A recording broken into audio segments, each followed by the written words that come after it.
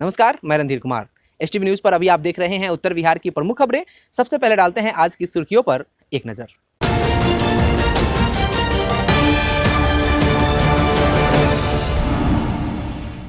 पूर्वी चंपारण में मिले 4 नए कोरोना पॉजिटिव मरीज, संक्रमितों की संख्या हुई 14। क्वारंटाइन सेंटर का जायजा लेने पहुंचे पूर्वी चंपारण जिलाधिकारी और पुलिस कप्तान, मरीजों के लिए बने खाने को खाकर जाहिर की संतोष। दूसरे प्रदेश से आए मजदूरों की परेशानी नहीं हो रही है कम, छपरा में क्वारंटाइन सेंटर में आक्रोशित हुए मजदूर। और छपरा में बालू लदी ट्रकों से लगी महाजाम, आम लोगों की बड़ी परेशानी।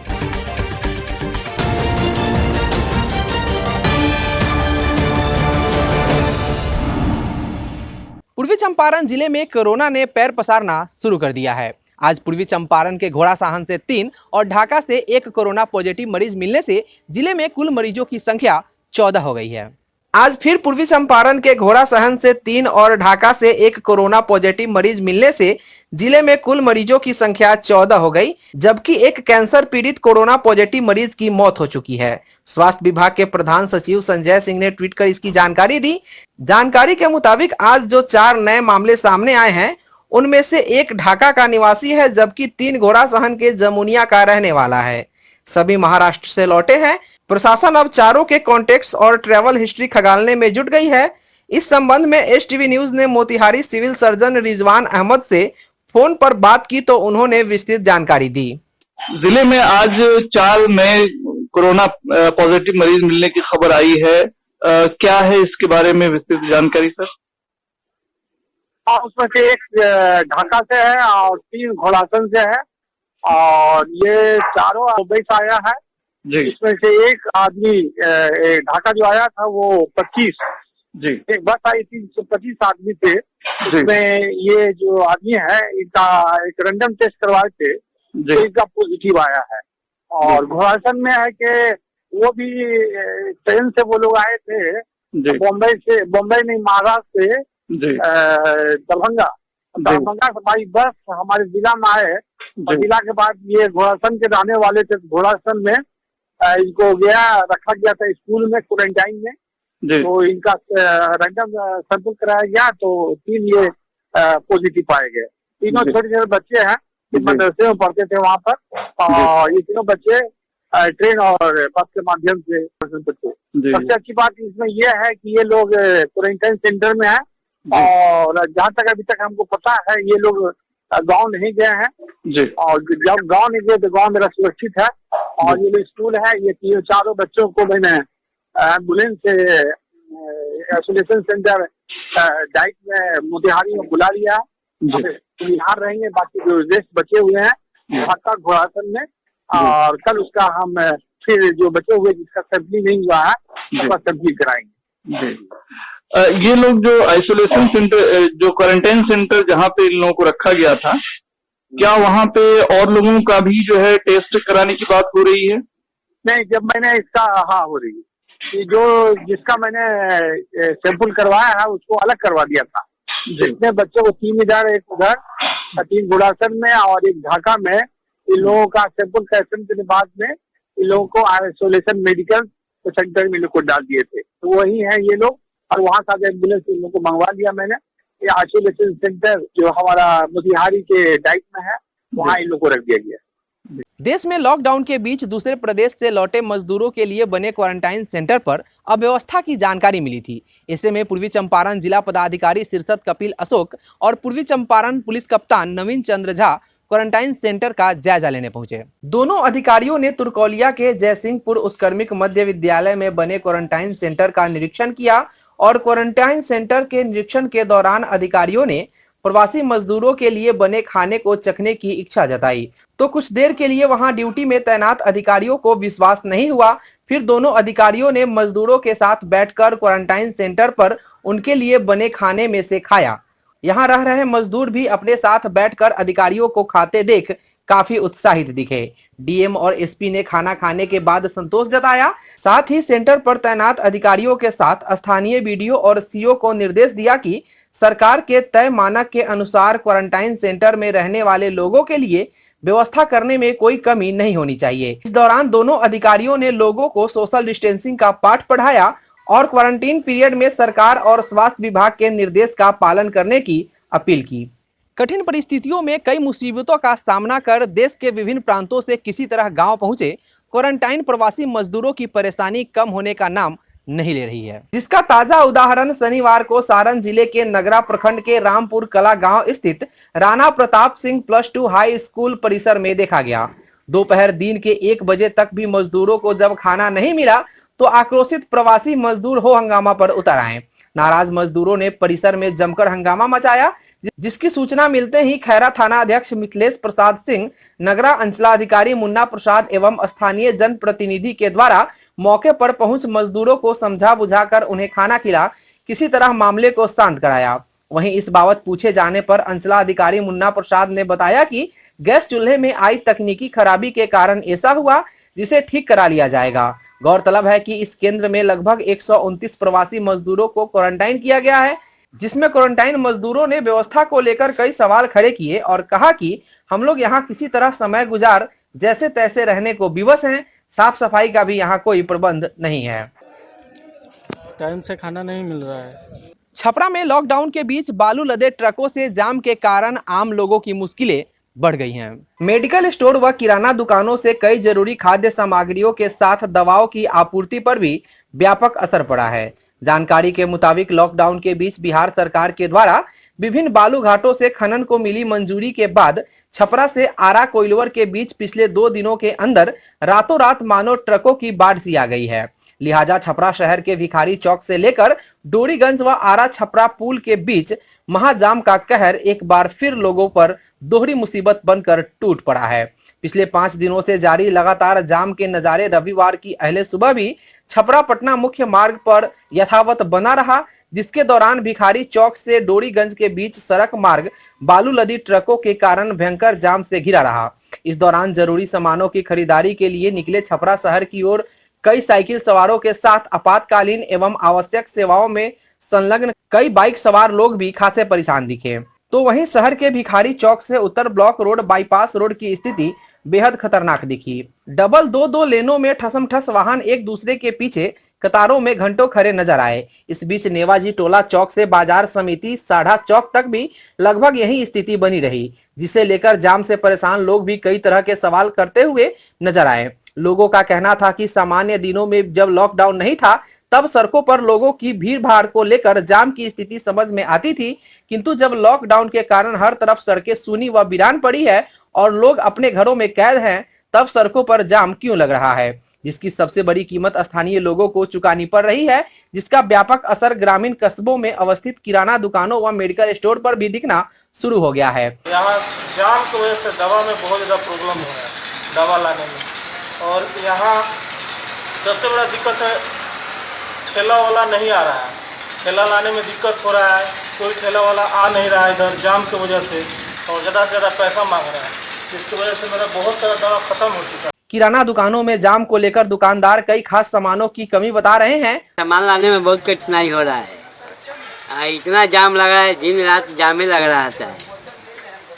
सामान लाने में यही होता है कि सही से आ नहीं रहा है, ठेला नहीं मिल रहा है, एक तो मोटरसाइकिल नहीं चल रहा है, साइकिल चलाने में दिक्कत हो जाए जाम में। तो वहीं मेडिकल स्टोर में डेटॉल भी अब गायब बताया जा रहा है। हालांकि डेटॉल को लेकर मेडिकल दुकानदारों की राय में यह स्थिति पिछले 2 सप्ताह से बनी हुई है, जिसका मूल कारण लॉकडाउन को लेकर इसके प्रोडक्ट प्लांट में काम बंद होना माना जा रहा है, जिसके सप्ताह भर के अंदर पुनः उपलब्ध हो जाने की ऐसी संभावना भी मेडिकल दुकानदारों के द्वारा जाहिर की जा रही है। शेरपुर गांव निवासी किराना व्यवसायी प्रदीप चौरसिया ने बताया कि जाम से पहले सामान आसानी से मिल जाता था, किंतु अब तो इन जाम के कारण सामान मंगाना बेहद मुश्किल भरा काम बन गया है। वहीं ऊपर से मोटरसाइकिल भी अलाउ नहीं है, तो ऐसे में किराना सामान साइकिल से लाया जा सके, जिसमें जाम के कारण अब जोखिम भी काफी बढ़ गया है। एक बार सरकार से कि हमनी के बहुत ज्यादा देहात वाला के परेशानी बा, ऐसे कि ट्रक जाम हो जाता, गाड़ी घोड़ा कुछ मिलत नहीं खे, वो के कारण हमनी के कोनो सामान देहात में पहुंच नहीं खे पाते। ऐसे सरकार से ये कहम कि यहाँ जो जाम लगता एक कोनो उपाय कइल जाए, अगर एक उपाय ना हुई तो देहात के सारा आदमी समझी कि भूखे मर जाई। अब हमनी के का कर सकने, जौन दुकान में सामान लगल लाखों करोड़ों के आज एको गो सामान दिखाई रुआ देता तो रुआ कहीं हमनी के दुकान खाली हो गया, जाम के कारण खाली। कोविड-19 के रोकथाम में भारी लापरवाही को लेकर छौड़ादानो सीओ प्रभात कुमार पर गाज गिरी है। जानकारी के मुताबिक रक्सौल एसडीओ अमित कुमार के प्राप्तांक 239 दिनांक 2 जून 2020 के प्रतिवेदन के आधार पर जिलाधिकारी शीर्षत कपिल अशोक ने छौड़ादानो के अंचलाधिकारी प्रभात कुमार को आपदा राहत कार्य में घोर लापरवाही बरतने व वरीय पदाधिकारियों के आदेशों की अवहेलना कर अंचल मुख्यालय में न रहकर मोतिहारी से सरकारी वाहन से आवागमन करने के कारण आदेश दिया है कि वह अंचल का संपूर्ण कार्य वीडियो को सौंप कर अपर समाहर्ता राजस्व पूर्वी चंपारण के यहाँ योगदान दे। वहीं इनके साथ वीडियो को वित्तीय शक्ति भी दे दिया गया है ताकि सभी कार्य संपादित हो सके।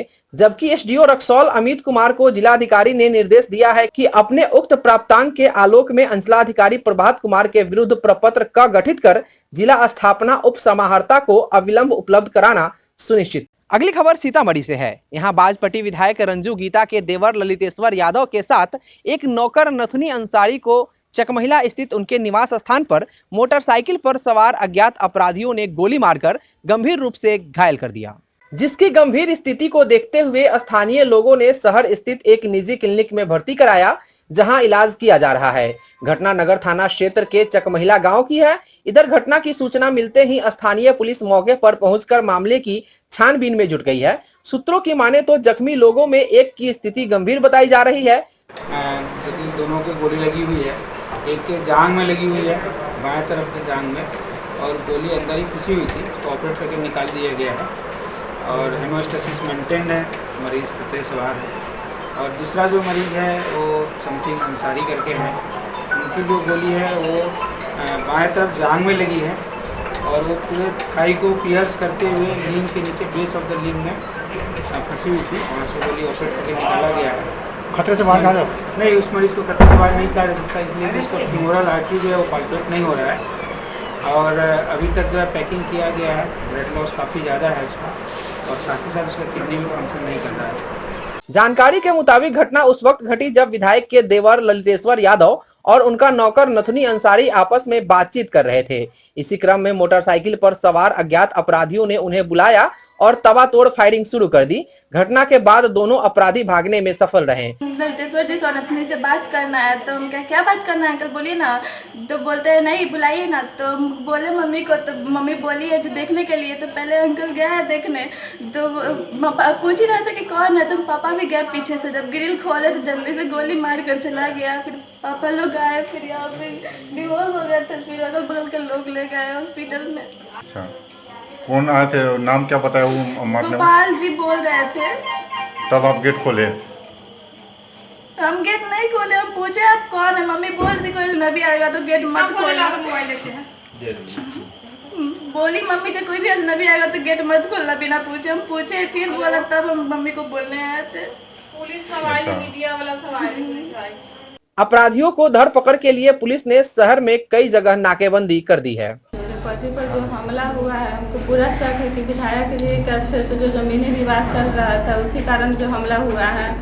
उसके अलावा सुरेंद्र कुमार मेरे भैंसुर है, उनकी बेटी और बेटा रिंकू और पिंटू हमेशा धमकी देते थे कि जो गोली मार देंगे, यहाँ पर आएगी तो गोली मार देंगे, इसके हस्बैंड को जिंदा जला देंगे। हमको पूरा शक है कि वही लोग सरनामा के अंजाम दिए हैं। आज अरेराज नगर पंचायत के सभागार में सफाई कर्मचारियों के बीच समुचित खाद्य सामग्री का वितरण गोविंदगंज के पूर्व विधायक व भाजपा के वरिष्ठ नेता राजन तिवारी के द्वारा किया गया। सभागार में सोशल डिस्टेंसिंग को बरकरार रखते हुए कर्मचारियों को संबोधित करते हुए पूर्व विधायक व भाजपा के वरिष्ठ नेता ने संक्रमण के दौर में उनके द्वारा किए गए कार्यों की सराहना करते हुए कहा कि कार्यों के साथ साथ स्वयं की बचाव भी करना है। सफाई कर्मचारियों के कमोवेश शिकायत पर निविदा ठेकेदार को फटकार लगाते हुए कार्यपालक पदाधिकारी को कर्मचारी पर समुचित ध्यान देने के निर्देश दिए। मौके पर नगर पंचायत के कार्यपालक पदाधिकारी एवं सभी कर्मचारी उपस्थित रहे। ये नगर पंचायत में जो राशन वितरण किया गया, कोई राशन नहीं है, हम उनको देने वाले कौन होते हैं, देने वाला भगवान। इस महामारी में और गोविंदगंज विधानसभा क्षेत्र में यहाँ के माननीय विधायक श्री राजू तिवारी जी अच्छा काम किए हैं, अच्छा काम कर रहे हैं। वो लगभग सब पंचायत में, सब ग्राम पंचायत में, सब शहरी निकाय एरिया में जा कर के सब जगह वो वितरण कर चुके हैं और लोगों को इस महामारी के विषय में बता भी चुके हैं। लेकिन चूँकि मेरा भी कुछ कर्तव्य बनता है, मैं भी यहाँ का पहले जनप्रतिनिधि रह चुका हूँ, तो आज मैं सोचा कि जो लेबर क्लास के लोग हैं जो सफाई पे ध्यान देते हैं, सफाई करते हैं नगर का, मैं उनको सम्मानित करूं, पत्रकार बंधुओं को सम्मानित करूं और हमारे जो नगर परिषद के एग्जीक्यूटिव इंजीनियर है, चाहे वो डीएसपी साहब हो, एसडीओ हो, सबको मैं सम्मानित करने के लिए आज मैं आया घर से और चल के सबको सम्मानित किया जाए। पूर्वी चंपारण जिला अंतर्गत पिपरा थाना क्षेत्र के बिशुनपुरा गांव में शनिवार की देर रात्रि मानवता को शर्मसार करने वाली एक घटना प्रकाश में आई है। जानकारी के मुताबिक यहां एक अबला को दहेज लोभियों ने मौत की घाट उतार दी है। प्राप्त जानकारी के अनुसार 3 साल पूर्व मुजफ्फरपुर जिले के अहियारपुर निवासी जामुन भगत के पुत्री सुमन कुमारी की शादी थाना क्षेत्र के बिशुनपुरा गांव के राजू प्रसाद के पुत्र जितेंद्र कुमार के साथ हिंदू रीति रिवाज से हुई थी, जिसमें लड़की के पिता ने यथाशक्ति लाखों रुपए नगद, आभूषण सहित अन्य सामान दिया था। विवाह उपरांत ससुराल वालों के द्वारा और भी मोटी रकम की मांग किया जा रहा था, जिसको लेकर लड़की के पिता जामुन भगत व भाई मुरारी कुमार दोनों शनिवार के दिन अपने बेटी की ससुराल आकर अपनी अक्षमता जाहिर की, जिस पर ससुराल वालों ने बड़ी बेरहमी से उन्हें बांधकर मारा पीटा व उन्हें एक कमरे में बंद कर दिया। अपने पिता व भाई पर हो रहे अत्याचार के विरुद्ध आवाज उठाने पर ससुराल वालों ने इस अबला को ही गले में फांसी लगाकर मार डाला व साक्ष्य छुपाने के नियत से मनगढ़ंत कहानी गढ़ने लगे। सूचना पर पहुंची पुलिस ने पिता व भाई को मुक्त कराया तथा शव को अपने कब्जे में लेकर पोस्टमार्टम के लिए मोतिहारी भेज दिया। वहीं मामले को लेकर मृतका के पिता ने आवेदन दिया है, जिसमें मृतका के पति जितेंद्र प्रसाद, ससुर राजू प्रसाद व सास धर्मशिला देवी को आरोपित किया गया है। पश्चिमी चंपारण जिला अंतर्गत मझौलिया प्रखंड के सभागार में एक प्रेस वार्ता का आयोजन किया गया।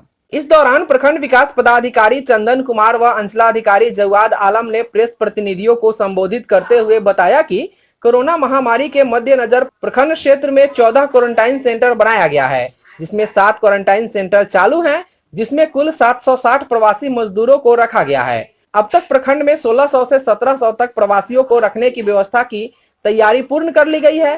क्वारंटाइन सेंटरों में प्रवासी मजदूरों के लिए नाश्ता एवं खाना का व्यवस्था एमडीएम की रसोइया एवं स्थानीय स्तर पर मजदूरों से कराया जा रहा है।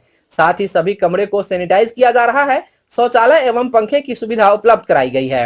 यह व्यवस्था आपदा प्रबंधन विभाग की ओर से की गई है। साथ ही पीएचडी से शौचालय बनवाने की मांग की गई है। मझौलिया व मुफस्सिल थाना को पत्र लिखा गया है कि पर्याप्त पुलिस बल लगाकर क्वारंटाइन सेंटर की सुरक्षा कड़ी की जाए। बताया गया है कि अगर क्वारंटाइन सेंटर से कोई भी प्रवासी मजदूर घूमने निकलते हैं, वैसे लोगों पर प्राथमिकी दर्ज कर जेल भेज दिया जाएगा। पूर्वी चंपारण जिला अंतर्गत डुमरिया घाट थाना क्षेत्र के धनगरहा निवासी व बिहार प्रदेश जदयू युवा प्रकोष्ठ के महासचिव एवं लीला इमरजेंसी हॉस्पिटल के संचालक मोहम्मद परवेज आलम को फोन करके किसी ने जान से मारने की धमकी दी है। इस संबंध में उन्होंने स्थानीय डुमरिया घाट थाने में आवेदन देकर जान बचाने की गुहार लगाई है। थाने में दिए आवेदन में उन्होंने उल्लेख किया है कि उन्हें शनिवार की रात्रि अपहरण कर जान मारने की धमकी दी गई। एक मोबाइल नंबर बताते हुए उन्होंने कहा कि इसी नंबर से कल यानी 9 मई 2020 के रात्रि 8:46 पर फोन करके अज्ञात व्यक्ति ने जान से मारने की धमकी दी। उन्होंने कहा कि इससे पहले भी 26 अप्रैल 2020 को उनके नंबर पर धमकी भरा फोन आया था। इसकी शिकायत स्थानीय थाने में दर्ज कराई थी। जदयू नेता ने बताया कि उनके खिलाफ हमेशा साजिश की जाती रही है, उन्हें जान का खतरा बना हुआ है। इस सिलसिले में थाना अध्यक्ष ने बताया कि मामला दर्ज कर जांच की जा रही है। सबसे पहले 26 अप्रैल को फ़ोन आया मेरे पास। जब मैं फ़ोन रिसीव किया तो जान से मारने की धमकी दी जाने लगी, गाली गलौज की जाने लगी। मैं फ़ोन काट दिया, फिर दोबारा फ़ोन आया। फिर वही बात कि राजनीति करना छोड़ दो, बहुत हाथ पाँव चला रहे हो, जिंदा रहना है तो राजनीति करना छोड़ दो, नहीं तो जो घर से उठा के जान से मार देंगे। उसके बाद मैंने अपने स्थानीय थाना डुमरिया घाट में जाकर आवेदन देकर जो लिखित आवेदन दिया। लिखित आवेदन जो थाना प्रभारी के तो आश्वासन दिया गया कि आप वो आश्वस्त रहें, हम इसकी जाँच कर रहे हैं। फिर पुनः कल 9 तारीख को जो है रात में 8:46 पर उसी नंबर से मुझे फ़ोन आया, जिस नंबर से 26 अप्रैल को फ़ोन आया था। और ये कहा जा रहा है कि हॉस्पिटल चलाना है तो हॉस्पिटल चलाओ। हॉस्पिटल चलाने के लिए भी 5 लाख रुपया जो है फिरौती के तौर पर जहाँ कहते हैं वहाँ पहुँचा दो, और राजनीति करना छोड़ दो, नहीं तो घर से उठाकर जो है गोली मार देंगे, घर से उठाकर तुम्हारी हत्या कर देंगे। इस तरह की जो है धमकी दी जाने लगी। पुनः मैं आज जो है स्थानीय थाना डुमरिया घाट में जाकर आवेदन देकर FIR किया हूँ। फिर जो है थाना प्रभारी को आश्वासन दिया गया है कि हम इस पर जो है जाँच कर रहे हैं। कोरोना महामारी और इस लॉकडाउन के बीच बिहार सरकार द्वारा प्रस्वीकृत निजी विद्यालयों के शिक्षकों के पास त्राहिमाम की स्थिति है। प्रस्वीकृत निजी विद्यालय के शिक्षकों का कहना है कि आज कोरोना महामारी के कारण विद्यालय को जब छात्रों से 2 माह का शिक्षण शुल्क नहीं लेना है, ऐसे में विद्यालय व्यवस्थापक शिक्षकों को भी 2 माह का वेतन कहां से देंगे। शिक्षकों ने बताया कि ग्रामीण क्षेत्रों में विद्यालय के शिक्षकों का वेतन काफी कम होता है, जिसके कारण विद्यालय के शिक्षक अपने भविष्य के लिए कुछ जमा नहीं कर पाते। साथ ही शिक्षकों की एक गरिमा होने के कारण शिक्षक दैनिक मजदूरी भी नहीं कर पा रहे और न ही उन लोगों के पास किसी प्रकार का लेबर कार्ड है, जिसके कारण आज सभी शिक्षकों की स्थिति ऐसी हो गई है कि परिवार चलाना मुश्किल है। इस संबंध में प्रस्वीकृत विद्यालय के शिक्षकों ने सरकार से आग्रह किया कि सरकार जिला मुख्यालय के सभी शिक्षकों की सूची लेकर विद्यालय अकाउंट के माध्यम से सभी शिक्षकों को इस विकट महामारी की स्थिति में कुछ सहायता करे तथा सहायता राशि की जानकारी समाचार के माध्यम से सार्वजनिक करें, ताकि सभी शिक्षक उक्त सहायता राशि को विद्यालय व्यवस्थापक से प्राप्त कर सके। इस संबंध में कुंडवा चैनपुर स्थित वंदना शिक्षण संस्थान के शिक्षकों ने हमें बताया। हम लोग निजी शिक्षण संस्थान के शिक्षक हैं। हम लोग की मांग यही है कि सरकार हम लोग के भी आर्थिक हालात पर ध्यान दे, क्योंकि कोरोना बंदी लंबी चल रही है और इसमें हम लोग का स्कूल भी बंद है और हम लोग को कहीं से भी पेमेंट नहीं आ रहा है, न शिक्षण संस्थान के प्रभारी दे पा रहे हैं और न ही कोई सरकार घोषणा कर रही है। इसलिए शिक्षा मंत्री और मुख्यमंत्री इस पर ध्यान दें। हम लोग को मांग यही है कि हम लोग तो प्राइवेट स्कूल के शिक्षक हैं।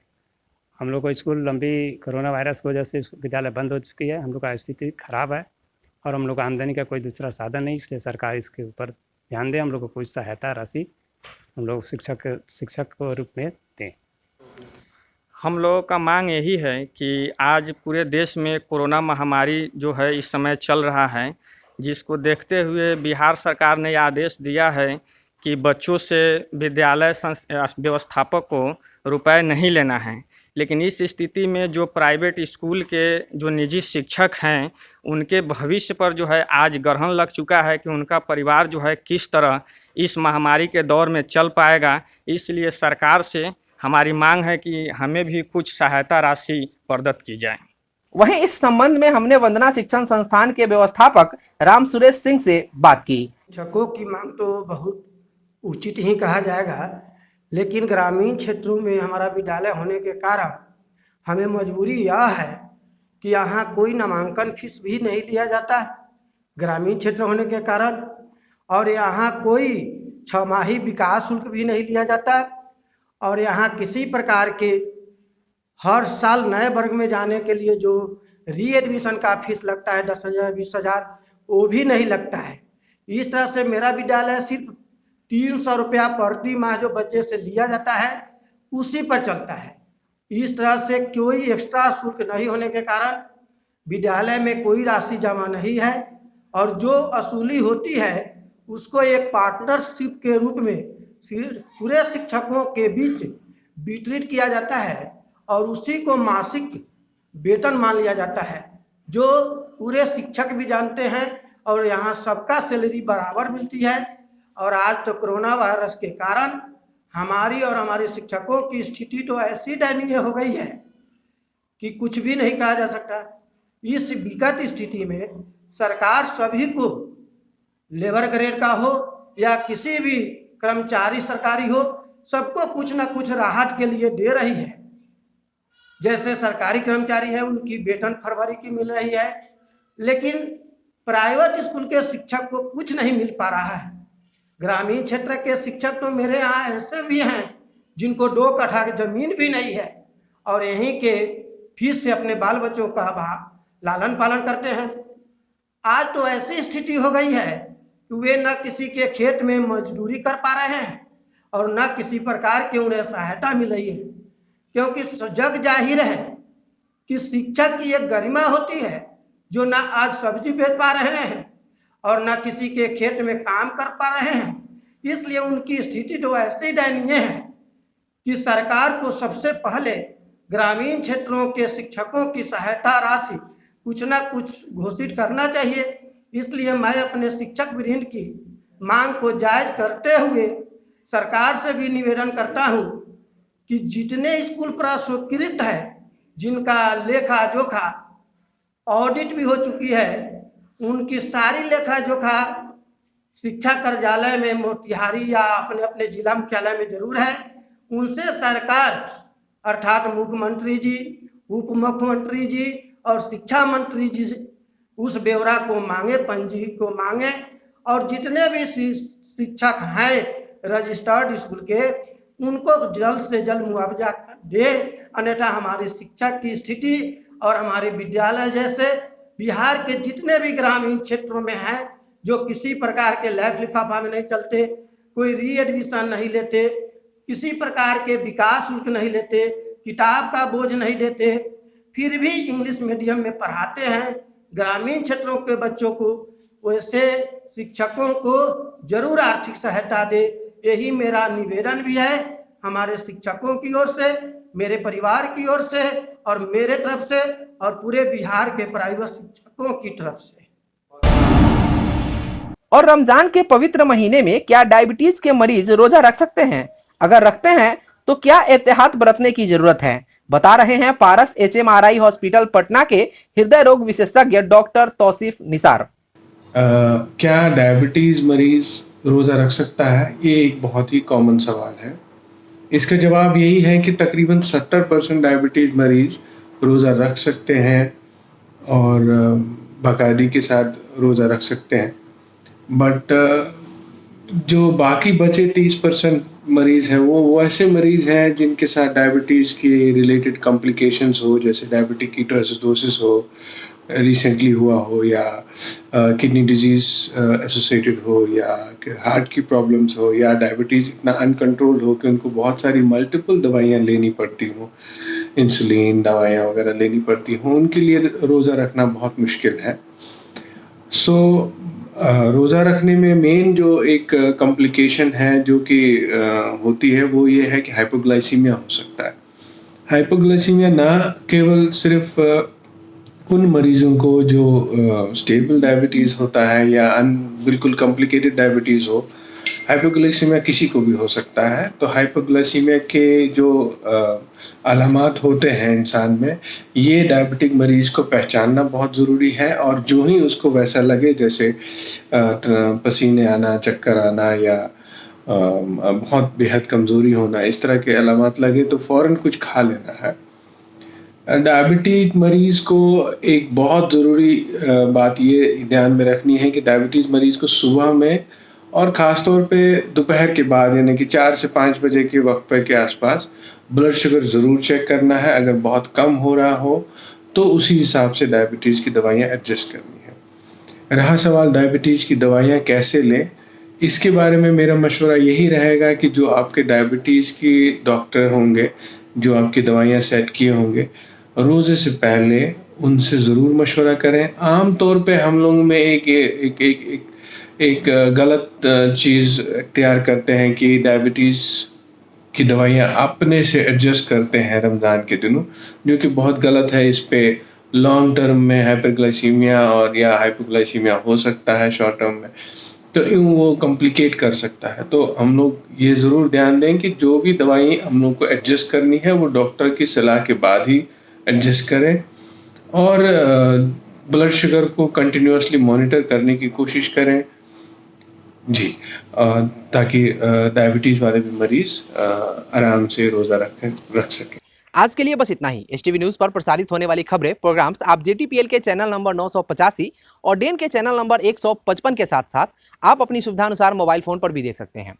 अगर आप हमें YouTube के माध्यम से देखना चाहते हैं तो STV न्यूज़ के ऑफिशियल YouTube चैनल को सब्सक्राइब करें और बेल आइकॉन दबाकर ताज़ा वीडियोज़ की नोटिफिकेशन प्राप्त करें। फेसबुक पर हमारे साथ जुड़ने के लिए STV न्यूज़ के ऑफिशियल फेसबुक पेज को लाइक करें और ट्विटर पर STV न्यूज़ को फॉलो करें। तमाम लेटेस्ट अपडेट के लिए देखते रहिए उत्तर बिहार का सबसे तेजी से उभरता न्यूज़ चैनल STV न्यूज़, सच की आवाज़। नमस्कार।